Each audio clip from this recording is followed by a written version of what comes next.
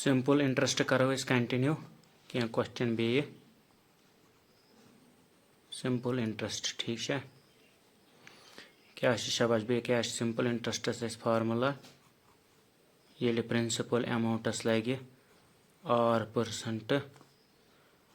T times खतर ठीक है सो गो P इंटू ये गो R% लिखो in the form of fraction R/100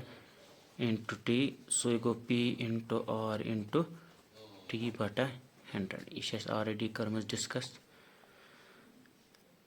लिहाजा वो अ पॉइंट करो बे डिस्कस बे करो क्या question annual instalment in case of simple interest ठीक है सो कत बराबर एनुअल इंस्टॉलमेंट तथ formula 100 into A divide by 100 T plus R T brackets में T -1 डिवाइड बाय 2 ये फार्मूला थवन नोट कर क्या मतलब गो अमुक मतलब गो इस ये A गो अमाउंट बारोड ठीक है बारोड अमाउंट मतलब गो अगर कंस हेत कंस पांच मिसाल मे हेत बैंकस रुपयस 5 लाख लोन सो अमाउंट बारोड बनो 5 लाख ठीक है सो गो ये A T गो टाइम पीरियड मगर ये टी स्मॉल टी सो टाइम पीरियड मे कतिस कालस नख वालुन यानी कि नंबर ऑफ इंस्टॉलमेंट्स कचन इंस्टॉलमेंटन मज वाल बह नख सो गो ये T R गो इंटरेस्ट रेट ठीक है गो अगर ये इंटरेस्ट रेट है सिंपल इंटरेस्ट तम सात एनुअल इंस्टॉलमेंट कूत लोनस भरुन सह कर फार्मूला सत डिसाइड यह थो तुम नोट कर स्क्रीन शॉट तुलित ठीक है वह करो question the simple interest earned on ₹2800 at a rate of 10% per annum for 3 years is ₹X दपन 2800 यम पांच यानी कि युस प्रिंसिपल अमाउंट सह 2800 तथ हसा Khot interest at the rate of 10% पर annum 10% खोत तथ वरियस पर annum गो अकिस वरियस खोत तथ 10% इंटरेस्ट ये सुई 3 वरियन करो तथ कैलकुलेट इंटरेस्ट सो हसा खचान ₹X ठीक and ₹1736 is the simple interest 1736 हसा Khot simple interest earned on ₹200 यथ हसा आव जेन ₹6200 अत यह प्रिंसिपल अमाउंट अत जूनुख 1736 क्या सिंपल इंटरेस्ट कत at a rate of 14% rate पे फॉर Y years यह दितुक Y years then the value of X/Y गो अगर तुम सनिव इस सवाल यह X छान बे Y छान पे X/Y छान ठीक है गो यह अक्सी सवालस मज सवाल यह आमुत SSC staff selection commission tyre 2 CGL tyre 2 ठीक है कंबाइंड ग्रेजुएट लेवल एग्जाम 2023 मन एग्जाम आमुत यह क्वेश्चन आमुत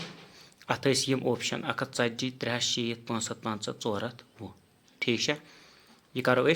डिस्कस वो अगर तुम वो अत गोडनुक सिंपल इंटरेस्टस क्या फार्मूला PR/T/100 ठीक है अगर वो गोडनिकिस डेटस मज दपन सिंपल इंटरेस्ट अर्नड ऑन ₹2800 गो P क्या बनो 2800 एट ए रेट ऑफ 10% पर annum for 3 years go capital T यह गोस फार्मूला खत इज ₹X सह X ठीक है and ₹1736 is the simple interest earned on ₹260 गो दयम डेटा क्या दयम डेटा थो ध्यान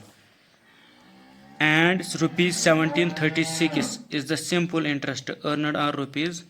6200. 1736 simple interest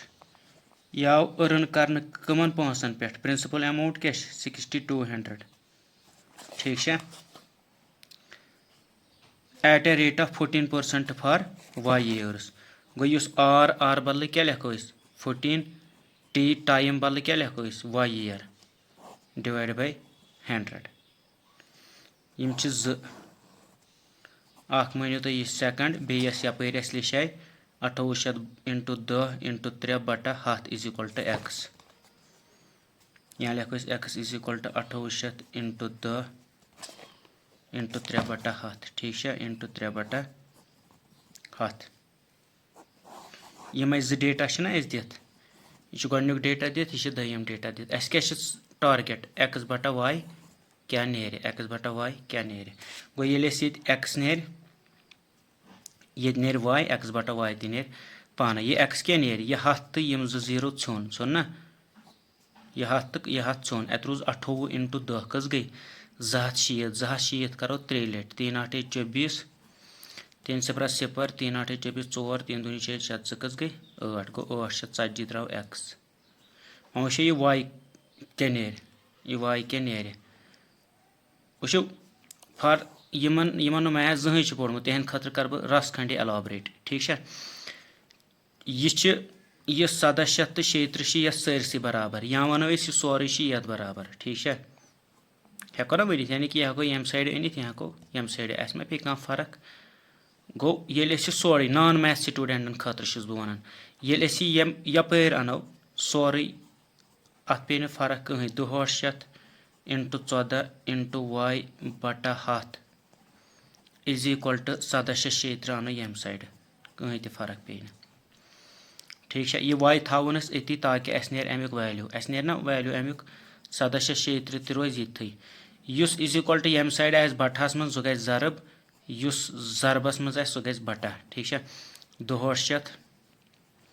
ज़रबे 14 यह वायस वैल्यू ठीक है यम 0 तो यम 0 छुन ये 14 ये 1736 कर तो अकी 14 ई क्या 14 यह 17 ये कस दाय 3 यम कस बन 33 14 करो 2 लट गई 28 ये कस द्राय 5 यह क्या बनो 56 4 चुकी 16 14 करो 4 लट गया 56 ये क्या द्राव 124 बटा 2 ठीक है गो वाई द्राव फिलहाल 124 बटा 2 वसा कसर आ वसस 2 3 जार 2 1 जार 2 6 जार 2 2 जार ठीक है यह 2 यह 11 करो 2 लट गो 2 वाई क्या द्राव 2 एक्स क्या द्राय 840 गो एक्स बटा वाई क्या नेर 840 बाय 2 2 4 जार 2 2 जार 2 0 जार गो 420 गो एक्स बटा वाई क्या द्राव 420 गो अमुक आंसर 420 यह डी पार्ट तुम गोल कर ठीक है नेक्स्ट क्वेश्चन करो नेक्स्ट वीडियो में।